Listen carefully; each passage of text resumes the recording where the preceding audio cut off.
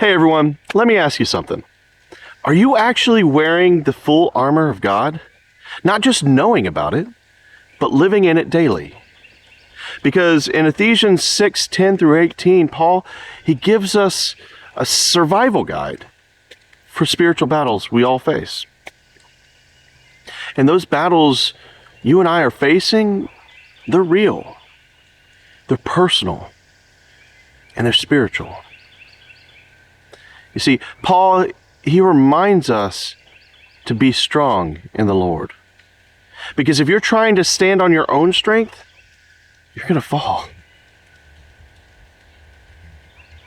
And in verse 12, Paul hits us with this mega truth bomb. We wrestle not against flesh and blood. That means your fight isn't against your coworker, your family member, or any of your financial problems. That means the real enemy is behind the scenes. Spiritual forces are trying to drain you of your joy and hope and robbing you of your peace. And if you didn't recognize that, you'll spend all of your energy fighting the wrong person or enemy. Paul says, maybe that's the wrong word. He is passing on God's command to put on the full armor. So when, not if, the evil day comes, you'll be able to stand. That evil day is coming if it's not already here. And as I was thinking about the armor of God, something wild came to me. There's no armor for your back. The belt, the breastplate, the shield, the helmet, and the sword, they're all forward facing. Now, why is that?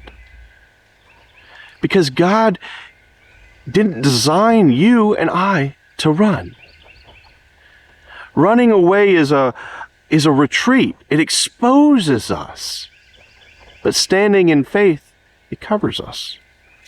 William Gurnall once wrote in his book, The Christian in Complete Armor, "He who would fight and not be overcome must not leave his armor behind." If you want to read his work, I'll put a link in the description to where you can find it for free. I remember a season when I was so overwhelmed by grief and darkness. Everyone tried to love me, but I couldn't receive it. Maybe some of y'all understand what that's like.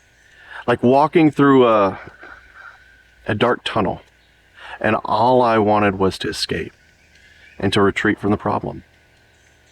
But then God reminded me the real battle wasn't around me. It was within me. It was a spiritual battle. And so slowly, as I put on each piece of armor, I found His strength again. Not to fight back, but to respond with grace and not fear. Let's walk through the armor, not just as a list, but as a reflection of a daily lifestyle. So you got the belt of truth. Are you anchoring yourself in what God says or in what the world says? Without truth, nothing else will hold together. The breastplate of righteousness. Are you walking in obedience or living in compromise? Just to be clear, it's not about being perfect. It's about repenting quickly and protecting your heart. The shoes of peace. Are you ready to share the gospel? Are you grounded in peace, even when the path seems rocky? Peace keeps you from stumbling over every little thing. This is hard to do today, when it seems like the world's job is to steal our peace. The shield of faith. Are you lifting that shield up? The shield of faith. When the enemy throws fear and doubt and discouragement, faith says, I see the problem and I trust God more. The helmet of salvation. What's protecting your thoughts? Are you remembering, hey, I am saved.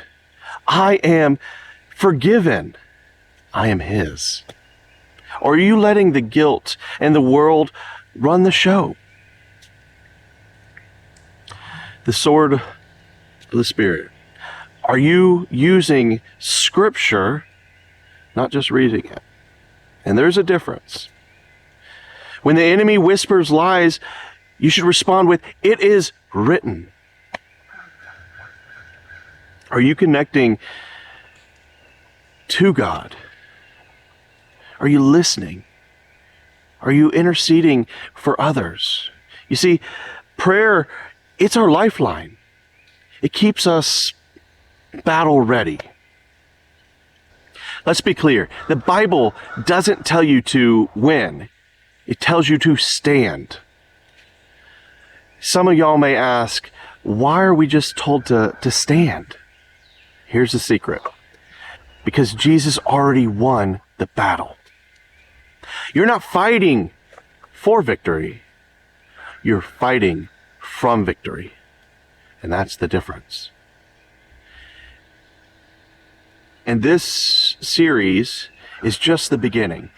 In the next couple weeks, we're going to look at real people in the Bible and how they either wore or failed to wear the full armor of God. We'll explore David, a man of deep faith who stood tall in battle. You know, Peter, who fought his armor, fell and got back up again. You got Esther, a quiet warrior who stood in peace and obedience. Samson, strong in body, but unguarded in spirit. Daniel, faithful in a culture of compromise. Job, who wore the armor even as the world fell apart for him. Nehemiah, who built with one hand and fought with the other. Paul, the man who lived out what he preached. And of course, we're going to look at Jesus, our perfect example of what it looks like to stand fully armored.